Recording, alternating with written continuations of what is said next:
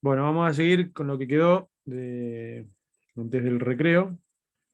Esto lo habíamos mencionado varias veces, lo vimos los principios de Dublín enunciados y explicados, pero acá le vamos a agregar la visión andina, que también se los había adelantado, como contrapartida de esta visión occidental, ¿no? Que ahí dice visión del norte, ¿no? Del hemisferio norte, pero yo la entiendo como occidental. Eh, y son los principios básicos de la gestión integrada de recursos hídricos, que es este acrónimo. Y estos principios, acordados en 1992, en Irlanda, en Dublín, en una de estas conferencias mundiales, establece la primera, son todas afirmaciones, ¿no? Proposiciones. La primera indica, digamos, entender el agua como un recurso escaso, finito, vulnerable y esencial para la vida y el desarrollo humano y el ambiente. El segundo, el primero es súper entendible, ¿no?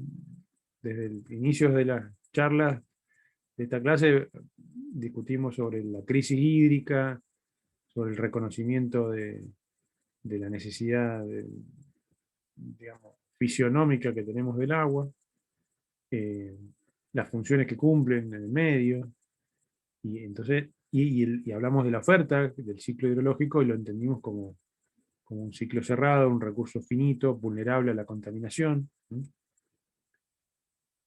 El segundo tiene que ver con la participación comunitaria, es decir, el aprovechamiento y la gestión del agua debe inspirarse en un planteamiento basado en la participación de los usuarios, los planificadores y los responsables de las decisiones en todos los niveles. Este también es un principio básico de la gestión integrada de recursos hídricos que establece que para poder resolver conflictos hidrosocioambientales en una cuenca determinada, en una jurisdicción determinada o en una cuenca transfronteriza que cruce límites internacionales o provinciales, la mejor forma de resolver esos conflictos es a través de una mesa de gestión donde participen todos los stakeholders, los usuarios, los interesados, ¿no? Ahí hablamos de las diferencias de las diferencias de, ¿qué me era? Las diferencias de poder que existen entre los distintos sectores, es importante eso en una mesa de gestión, pero a medida que el nivel de participación aumenta, ese desequilibrio que hay se va, digamos, homogeneizando un poco más. Siempre van a haber grupos de presión, eh, grupos de poder, grupos políticos, que por ahí tergiversan un poco este equilibrio de todos los usuarios, pero en líneas generales se fomenta, se exige la planificación.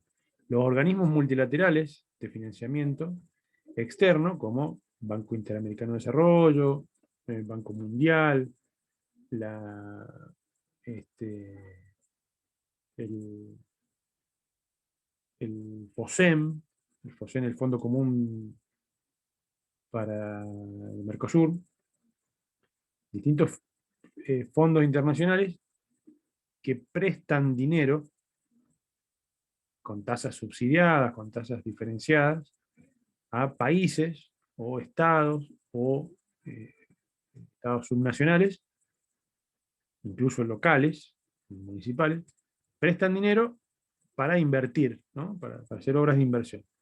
Y uno de los requisitos es que el proyecto que se está financiando haya contemplado una participación grande de la comunidad, que finalmente va a ser la beneficiaria, ¿no? Entonces, ya es un requerimiento, es una norma, eh, contar con planificación participativa, con planificación estratégica, donde los usuarios realmente se involucren, los tomadores de decisión estén, digamos, inmersos en la coyuntura de todos los usuarios, no es que estén los decisores ya sea el Estado o un privado, y un solo usuario representativo de todo. ¿Se entiende? Entonces, el segundo principio de Dublín se ha ido desarrollando muchísimo con el tiempo. La gente, ojo, así también la ciencia ha avanzado, las interdisciplinas han avanzado. Antes los proyectos de ingeniería eran proyectos de ingeniería y no se metía nadie más. Y fallaban las obras porque el proyecto de ingeniería no contemplaba el requerimiento real del usuario. ¿Sí? Y hay proyectos hoy en día que van bottom-up, es decir, de abajo para arriba, eh, donde para diseñar, para adecuar el proyecto de inversión, se requiere la participación consensuada de la comunidad, ¿no?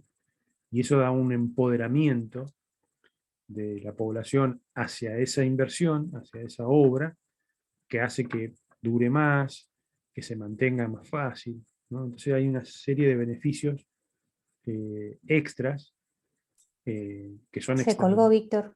No sé si estás Voy, escuchando. voy a apagar, voy a apagar la cámara. ¿Dónde se cortó? ¿Me escuchan? Ahora sí. Ahí sí. Bien, ¿me escuchan? ¿Hasta dónde quedé?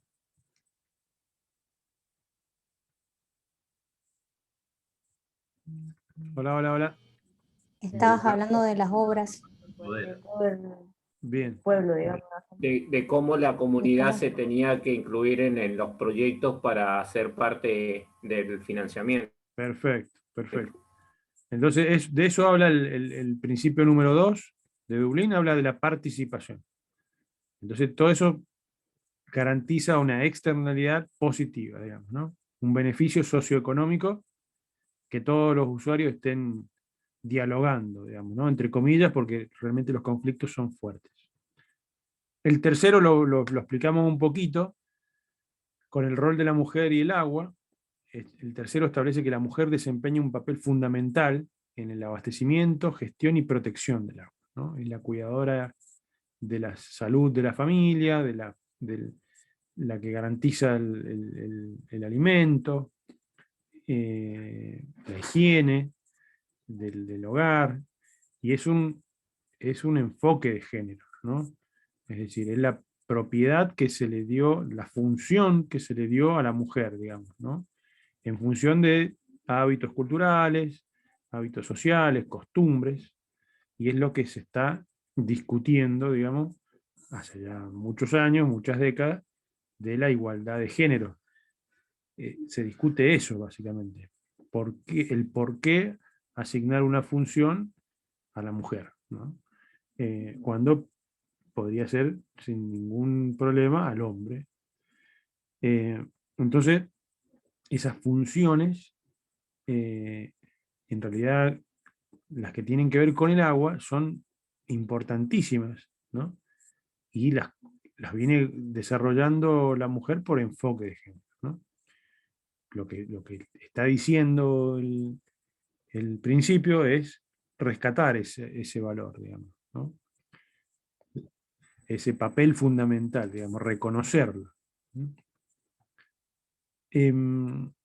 Después el cuarto, que lo vimos en esta unidad, establece que el agua tiene un valor económico, ¿no? En todos sus usos, y que debería reconocérselo como un bien económico. Y ahí, se discutió mucho, este principio, pero porque tiene esta dicotomía de la parte social y la parte económica. Yo creo haberles explicado las dos partes, digamos, tienen que estar en conjunto ambas, aunque pueden haber ejemplos como los mercados de agua, donde se desarrolla bien, como un bien económico privado totalmente. Con los recaudos de regulación del mercado que debe hacer el Estado, ¿no? Para que no se monopolice. Y lo que más me importa en realidad es que ustedes entiendan lo de valor, ¿no? Que valor económico y económico socioambiental es de difícil resolución, estos métodos de valoración económica que explicamos, que estos métodos sirven para apenas estimar una porción del valor total, y que existen formas directas e indirectas de inducirlo, de estimarlo. Pero esta es una visión occidental, ¿no? Del norte. Estamos de acuerdo a la mayoría, Argentina forma parte de los que asume esta posición, pero existe otro pensamiento respecto del agua, otro paradigma, y que acá se ha denominado visión andina. Podríamos hablar de muchas visiones originarias, ¿no? Muchas culturas originarias tienen su cosmovisión diferenciada de la cultura occidental. La misma cultura oriental ya tiene otra filosofía, ¿no? Pero en el caso de la visión andina, como los países de Perú, Ecuador, Bolivia, y algo del sur de Chile y Argentina, o del norte también de Argentina, que tiene que ver con entender al agua como parte de un todo, como un ser vivo, como un ser divino, no llegando a deidad, sino como un ser superior, digamos, como un ser vivo superior, ¿no? El agua como base de la reciprocidad y la complementariedad, esto de decir el agua es conmigo y soy parte del agua y la comunidad es parte de un todo. El agua como derecho universal y comunitario. El tema de la comunidad en estas visiones holísticas es mucho más fuerte que la visión occidental, es decir, nosotros tendemos a ser muy individualistas, ¿no? A pensar en el equilibrio de Nash, el beneficio personal, y llegar a la tragedia de los comunes, de los bienes comunes, porque no entendemos la visión comunitaria. Por eso el principio 2 de Dublín, que habla de la participación, cuando la participación es fluida, la comunidad empieza a emerger, empieza a aparecer comunidad. Y la comunidad es esto, entender que existe un bien común, un bien que no es el personal, no es el propio, sino es el del conjunto, ¿no? El del colectivo. Entonces, esta visión andina tiene eso ya por sí enraizado, ¿no? El derecho universal y comunitario. El agua es de todos y es de nadie, ¿ven? Fíjense que en esa expresión está explicado eso. El agua como expresión de flexibilidad y adaptabilidad, también un poco más artístico. El agua como creador y transformador. Esa visión es fuerte también, la vamos a entender por ahí en la unidad 7, cuando veamos un poco de pedología Se te cortó el audio, Víctor. Quedaste en agua como creador y transformador. O por lo bien, menos hasta ahí escuché yo. bien. El agua como creador y transformador, como modelador del relieve, lo vamos a entender cuando veamos la unidad 7, que vamos a ver edafología o pedogénesis, cómo se formaron los suelos, por ejemplo. Y ahí vamos a entender esto de el agua como creador de formas, ¿no? Como transformador de paisajes. Y finalmente el agua como recreación social. Estas visiones, tanto la occidental o del norte como la andina, digamos, hablan de un desarrollo sustentable de alguna manera, pero son distintas, ¿no? Y cualquier solución, cualquier instrumento, imagínense hacer gestión integrada de recursos hídricos, Te volvimos a perder. ¿sí? A ver, ¿me toman bien? No sé si les ha pasado a ustedes, pero la conexión esta semana ha sido pésima en todos los niveles. Sí, Sí, así es. Bueno, ya queda poquito. Les decía que son diferentes, digamos. La primera es más pragmática, esta última es más rica espiritualmente, más holística, ¿no? Y que las soluciones en una y en otra van a ser diferentes, ¿no? Yo no puedo aplicar una tarifa en una comunidad wichí en el norte de Argentina o en una comunidad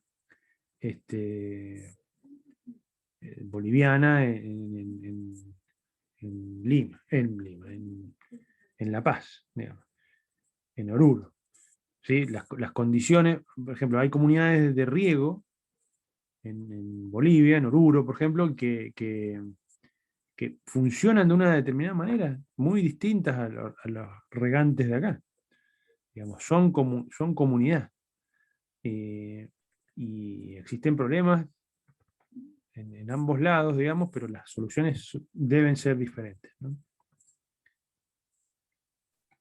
Bien, hasta acá vamos a hacer otro corte. De nuevo, Víctor, no sé si escuchás.